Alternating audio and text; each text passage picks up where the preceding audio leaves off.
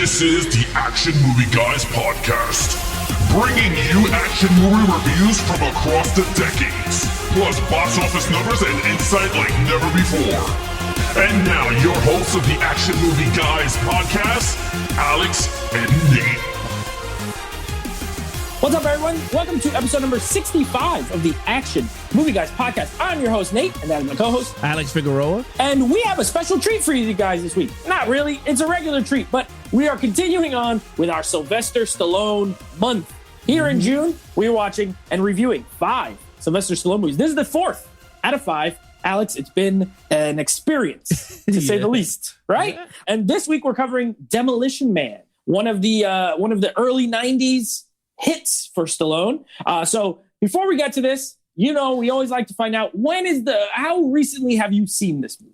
I have not seen this movie in a long time, like in a really long time. And it's not knocking the movie. It's just that the only version I have of this movie is DVD. I don't own it in Blu-ray. Yeah. And of course, it never came out in 4K. So I have it in DVD. So for me, it's so far since we got 4K, it's been hard for me to watch DVDs. DVDs? Yeah, so exactly. For our review, I put on The Specialist and Demolition Man on DVD to watch. And trust me, the picture is not that good on the TV. It's very bad. Once horrible. I got 4K, my eyes are only used to good minimum. Good Blu-rays are fine still, but I can't even watch standard def anymore. Anyway, all right. So it's been a long time. It's been less of a long time since I've seen it. So we're gonna get to that in a second. But first, Alex, let's let the people know if this was a big box office success or if it was a flop. How much money did this make? All right, So, let's get to the box office numbers. Demolition Man from 1993, it made $58 million domestic. International, it made $101 million. Not bad. For a worldwide total of $159 million on a budget of $57 million. Okay, not terrible. Roughly three times the budget. Okay, decent. It was a hit. It wasn't like a monster hit like Rambo or anything, but it was a hit. All right, now let's get to these Rotten Tomato scores.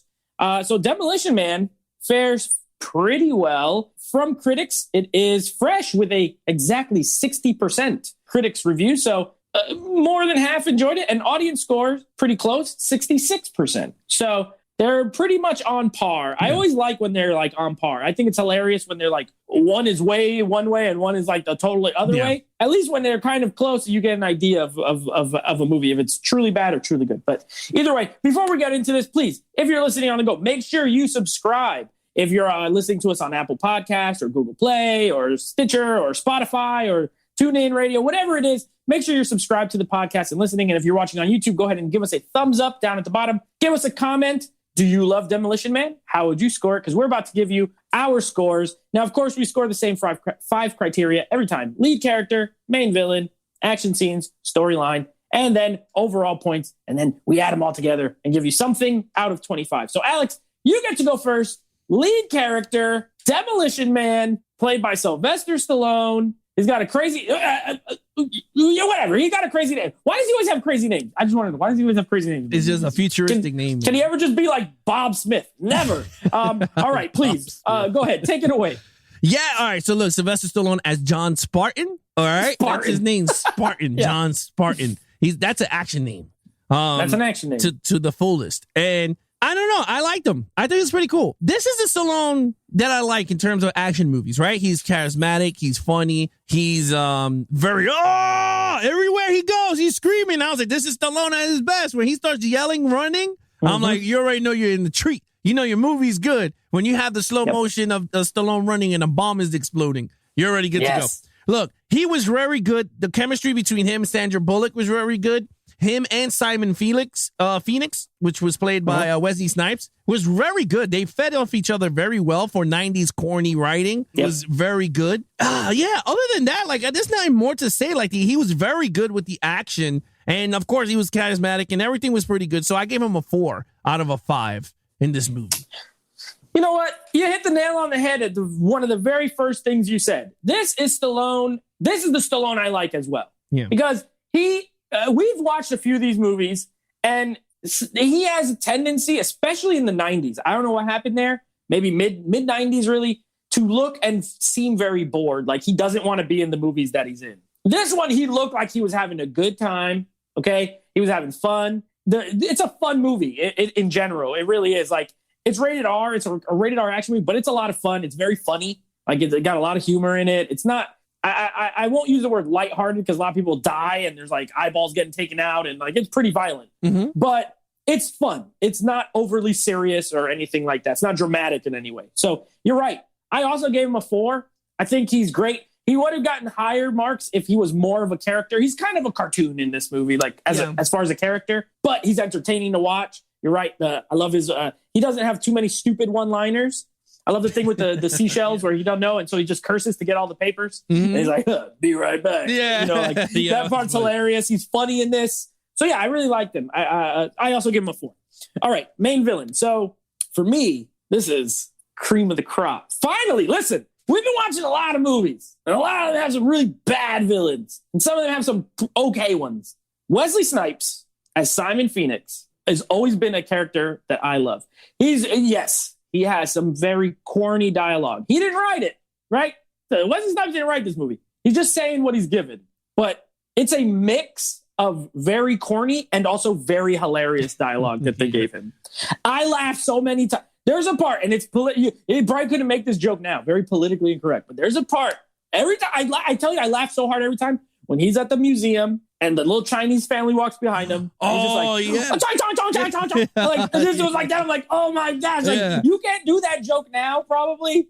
But back then in 93, and it makes me laugh every day. So funny. It's just random. It seemed like he improv that. Like, they walked by and he just started doing this weird fake Chinese. I love him. He's great in the action scenes. Obviously, he's a martial artist. Wesley Snipes, he actually knows karate, so he can fight. He has great one-liners.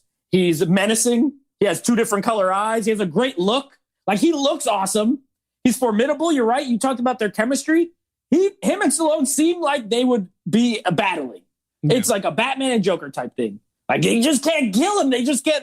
They need each other to exist almost. I love him. I gave him a 5. Yeah.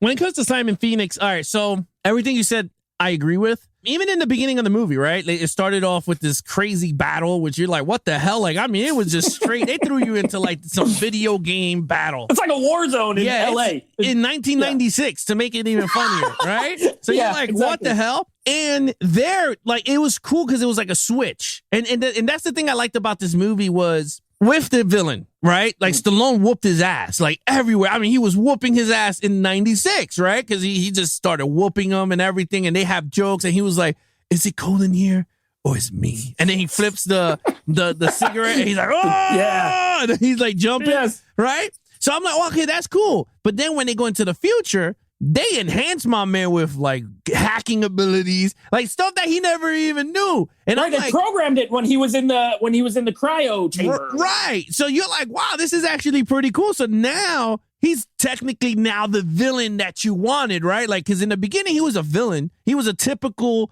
villain. He hijacked people. He killed them all. He framed Stallone, and he's like, oh, I'll see you in prison, sugar, honey, or whatever. And that was mad funny. Then in this time, he's in the future, and now he becomes the super duper villain because they enhanced my man. He could fight, he could hack, he could put him in the Matrix. Yeah, they put him downloaded in the Matrix. all the pretty skills. much. And then what does Stallone get? He knows how to knit. They tried to rehabilitate him for real. I thought that was pretty funny. He was like, I have the urge to knit. I thought that was funny. But anyway, I gave him a 5. He was very, very good in these action sequences. Even the ending, which I thought it was like over the top, but I thought it was a very good when he had all his boys too that he took out of cryo. I thought it was pretty. Yeah, cool. You're right. I love that the enhancements they gave him. But I love the beginning in the war zone in LA, like the futuristic war zone where he's like he blew up. He made Stallone pretty much like get all these people blown up, like 30 dead bodies. And he's like, I tried to tell him. I told him they were here. Yeah, and he said that he didn't care. He didn't care. He's like, it is so funny. You could just tell he gets under his skin so bad. I absolutely love it. All right. Action scenes. All right, action scenes. Now, this movie got action. Not tons of action, but you get a good amount of action. I mean, throughout the whole movie, it's all Stallone learning where he's at, and the same thing with Simon Phoenix. Like, they're learning, they're in the future. So you see them like going around, and one is terrorizing and the other one's trying to learn how to have sex and all this. But with the things on the head. We'll talk about that in storyline and stuff. But in terms of action, I love the beginning. Very war zone, like you said. I love movies like this that just throws you right into the action. So I was like, that's a plus for me. It reminded me of Peppermint. Like the beginning of Peppermint, she's hand to hand inside of a cart, and I was like, they knew I was watching, because they was like, they know what I love. So this movie, Warzone, he got framed, goes to the future. He goes, Simon Felix is going to go for a gun. And they were like, no, the only gun they could find in the museum. That's where the action starts to kick up. My other funny moment with Wesley Snipes was when he's hacking the TV, the booth, right? And he's like, yeah. Right? And they all surround him. And they were like, come out or else. And he went, he turned around and he just whooped all their asses. Yes. They got him mad. It's awesome. Yeah. When he electrocutes the first guy, he's standing too close to the wall. Yeah. Yeah, it got him really mad. He was like, or else. He was just like, oh, here we go. And he just got whooped. I thought that was all pretty cool. Yeah. Look, it got everything you want in a movie, right? You got explosions. You got good 2 lead characters, right? Whether it was Wesley Snipes, Stallone, they were great at each other, going down each other's throats. You got a good hero and villain. You got shootouts. You got hand-to-hand. You got explosions. You got everything you want in an action movie. So I gave this a 5 out of a 5 in terms of action. Incredible. Yeah, look, I love the beginning of this movie. They blow up that building. It's like a huge, big, gigantic explosion. You're right. That's how you start a movie. Helicopters, the Hollywood sign on fire. Everything is crazy. Like, what is going on? Like, what did I walk in halfway through the movie? Why is everything on fire? I don't understand. You're right. There is a lull, to develop story, which is fine, because we're going to get to that in a moment. It's just a good, solid movie. So yeah, there's story, there's character development, things like that. But when the action hits, it's good. I gave it a 4.5.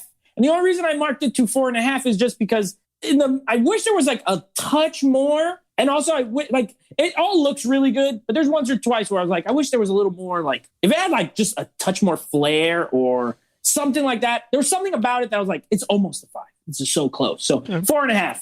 4.5. It's still great. I agree with all your points. Before we go to storyline, remember when Wesley Snipes is taking the Uzi?